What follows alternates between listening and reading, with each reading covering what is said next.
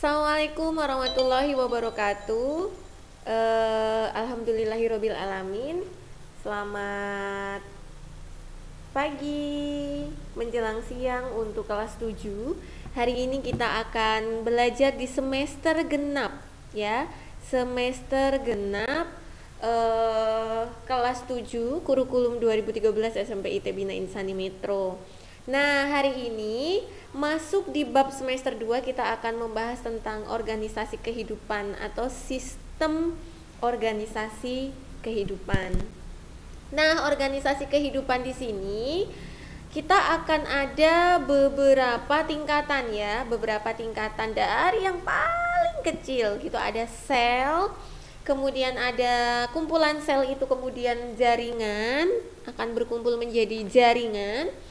Kemudian contoh dari jaringan itu adalah seperti jaringan epitel, jaringan xilem, flum, epidermis gitu ya.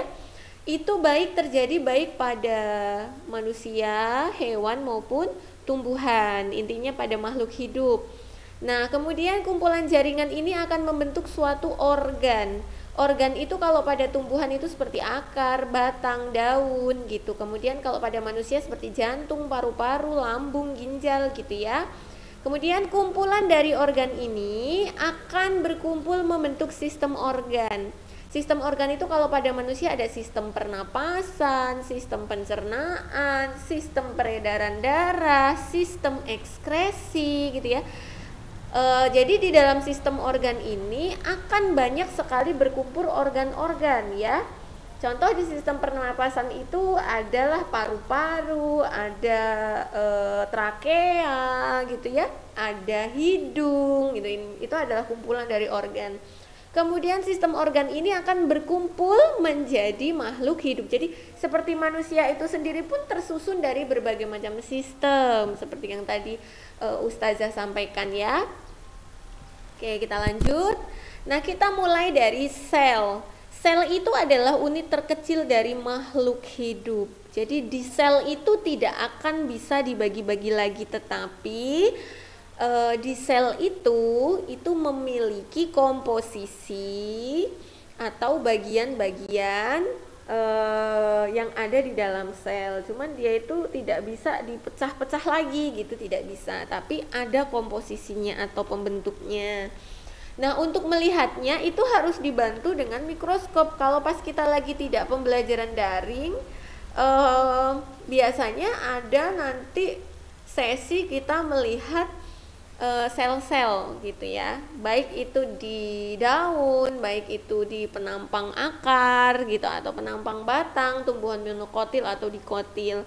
Tapi karena lagi daring, jadi tidak bisa kita bertemu dan praktek langsung. Nah, penemu pertama bahwa makhluk hidup itu tersusun atas bagian yang paling kecil yaitu sel adalah Robert Hooke pada tahun 1665. Berdasarkan penemuan dari Robert Hooke, jadi sel-sel itu tuh seperti kotak sarang lebah nih, seperti ini ya. Nah, bagian-bagian sel, ada membran sel yang fungsinya melakukan pertukaran zat baik oksigen, makanan atau sisa metabolisme. Ada inti sel atau nukleus. Nah, di dalam inti sel inilah yang nanti akan ada yang namanya nukleolus, dan di dalam nukleolus itu juga nanti akan ada, atau di dalam nukleus ini juga akan ada yang namanya DNA dan RNA. DNA dan RNA ini yang fungsinya adalah sebagai pembawa keidentikan pada keturunan. Misalnya bapak sama anak itu kenapa mirip, itu karena DNA dan RNA-nya itu identik gitu. Nah, itu ada terekamnya di dalam nukleus gitu ya. Fungsinya mengatur semua kegiatan sel. Nah, ini intinya dari sel. Ada juga sitoplasma yang di dalamnya ada ribosom, mitokondria, badan Golgi, retikulum endoplasma, vakuola ada dua, ada vakuola berdenyut dan vakuola makanan, dan juga ada kloroplas. Nah, kloroplas ini hanya ada di sel tumbuhan, sel hewan tidak ada, manusia tidak ada gitu ya. Karena kloroplas ini di dalamnya juga ada zat hijau daun yaitu klorofil. Oke, nah ribosom fungsinya untuk sintetis protein, mitokondria untuk respirasi sel atau pernapasan sel. Jadi sel-sel itu pun juga butuh bernapas. Badan Golgi itu untuk ekskresi atau pengeluaran zat sisa. Retikulum endoplasma itu untuk sekresi protein dan lemak. Nah, tempat pencernaan makanan di sel itu ada di vakuola makanan. Nah, kita lihat ini adalah dinding sel. Dinding selnya di sini. Ini selaput plasma, ini nukleus. Nah, ini inti selnya ya. Ini retikulum endoplasma. Biasanya nanti kalau di soal kita diberikan gambar buta seperti ini yang tidak ada, cuman ada nomor 1, 2, 3 sampai 10 gitu. Kita disuruh menunjukkan mana sih yang ribosom, mana sih yang sitoplasma gitu ya. Kemudian badan Golgi mana, vakuola mana gitu. Nah, untuk sitoplasma itu bentuknya cair ya. Jadi sitoplasma jadi bentuknya cair. Itu ya. Retikulum endoplasma itu biasanya ada yang seperti ini, gerigi-gerigi kayak gini karena dia kasar. Itu ya. Nah, ini vakuola itu yang paling besar biasanya. Nah, ini jadi biar kita lebih enak nyireninya gitu ya. Nah, kloroplasnya yang berwarna hijau. Nah, kemudian kita masuk ke jaringan. Jadi kumpulan sel sekarang menjadi jaringan. Kumpulan sel yang memiliki bentuk dan fungsi yang sama. Jadi sel-sel yang memiliki bentuk dan fungsi yang sama itu berkumpul. Misalnya tadi ada sel yang fungsinya untuk mencerna makanan gitu ya. Maka akan berkumpul menjadi jaringan yang nanti fungsinya juga untuk mencerna makanan gitu ya. Ada sel yang fungsinya untuk transportasi air dari akar sampai ke daun gitu. Maka nanti sel-sel itu berkumpul akan menjadi jaringan, namanya jaringan pengangkut, yaitu silem gitu ya. Jaringan pada tumbuhan dulu ada beberapa, ada epidermis. Epidermis itu jaringan terluar ya yang melapisi permukaan akar, batang dan daun. Nah, ini yang fungsinya untuk melindungi tumbuhan itu sendiri. Jaringan yang kedua adalah meristem. Jaringan ini selalu muda karena sel-selnya selalu membelah. Ya. Jaringan meristem ini yang selalu ada di ujung akar, batang, kambium atau pada embrio gitu. Ada juga yang namanya meristem apikal, itu yang ada di ujung daun. Ya, itu yang fungsinya untuk pertumbuhan ke atas gitu ya. Ada jaringan pengangkut seperti yang Ustazah sebutkan tadi. Jaringan pengangkut pada tumbuhan itu ada dua, ada silem dan flum. Silem dan flum itu terdapat di akar, terdapat di batang juga gitu ya.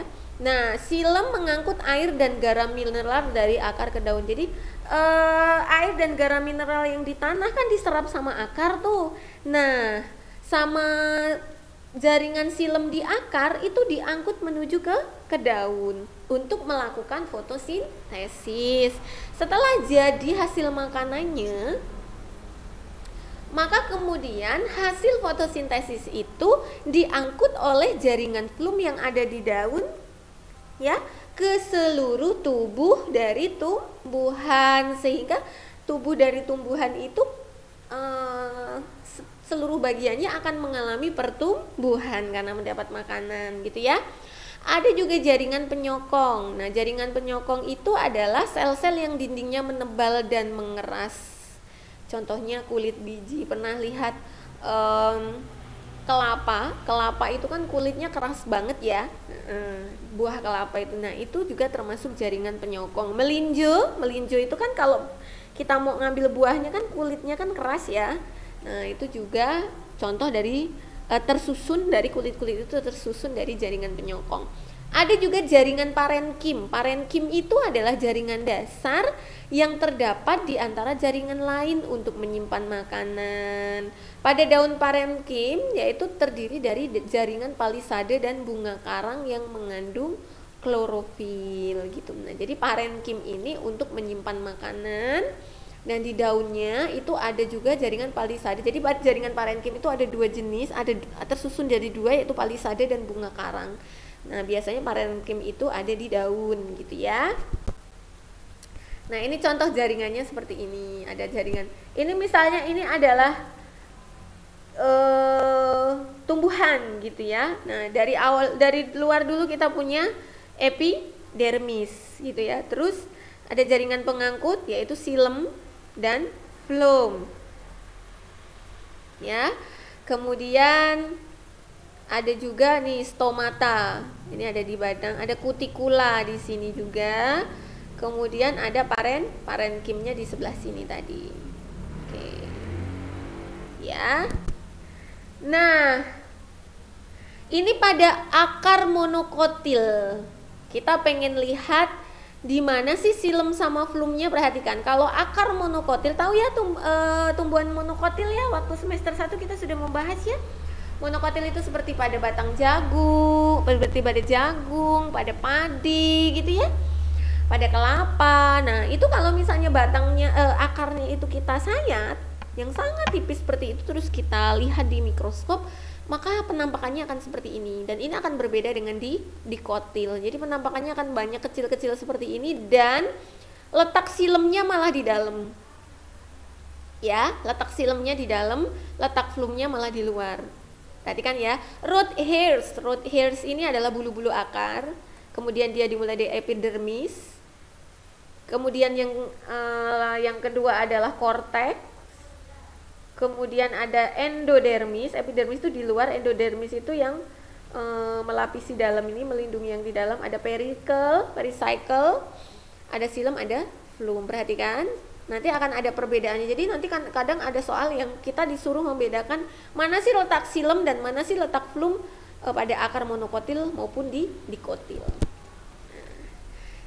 Oke, jaringan pada hewan. Kalau tadi jaringan pada tumbuhan, sekarang pada hewan. Pada hewan ini ada epitel, ada otot, ada syaraf, ada jaringan ikat. Jaringan ikat ini tidak terdapat pada tumbuhan ya, dan ada jaringan penyokong. Sama sih tadi kayak di tumbuhan juga ada jaringan penyokong. Oke, jaringan epitel. Jadi kalau misalnya di tumbuhan tadi kita punya epidermis untuk melapisi atau melindungi permukaan luar, di tumbuhan di hewan kita punya epitel. Nah, epitel ini bentuknya pipih kubus silinder. Nah, ini seperti ini. Ada berbagai macam bentuknya ya. Oke. Jaringan otot tersusun atas sel-sel otot yang lentur. Nah, pada hewan itu seperti pada manusia, ada 3 jenis otot, yaitu otot lurik, otot polos, dan otot jantung. Otot jantung itu hanya ada di jantung ya. Nanti biasanya juga dari tahun ke tahun akan ada soal yang kita diminta untuk mengidentifikasi dari gambar tersebut yang otot lurik yang mana sih, yang otot polos yang mana sih, yang otot jantung yang mana sih gitu ya. Nah, kalau otot jantung itu hanya berada di jantung. Kalau otot lurik dan otot polos itu terbagi di seluruh tubuh gitu ya.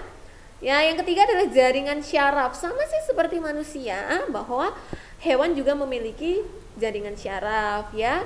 Yang ini jaringan syarafnya kalau misalnya dilihat pakai mikroskop tuh begini tuh. Syaraf yang ada di kepala kita tuh kayak gini tuh, ruwetnya gitu ya. Subhanallah, Masya Allah sekali. Allah menciptakan manusia dengan sebegini sempurna sehingga ada sel syarafnya banyak sekali yang itu mengatur semua aktivitas seluruh tubuh kita. Nah, satu sel syaraf itu terdiri dari dendrit, badan sel, akson dan mielin serta sinapsis gitu.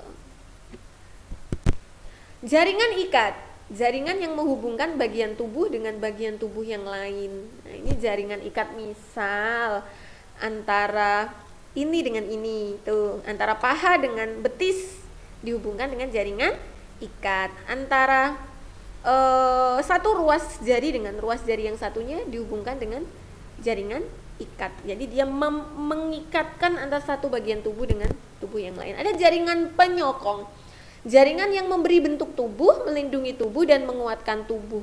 Nah, karena yang memberi bentuk tubuh pada hewan sama manusia itu adalah rangka ya. Oke, rangka itu terdiri dari tulang. Maka jaringan penyokongnya itu terdiri dari tulang rawan dan tulang-tulang yang lainnya gitu. Jadi tulang-tulang kita itu tersusun atas jaringan penyokong gitu. Nah, oke. Sekian materi kita hari ini. Kita sudah membahas tentang sel dan jaringan. Kemudian nanti untuk penugasan akan Ustazah Widya sampaikan gitu. Terima kasih. Assalamualaikum warahmatullahi wabarakatuh.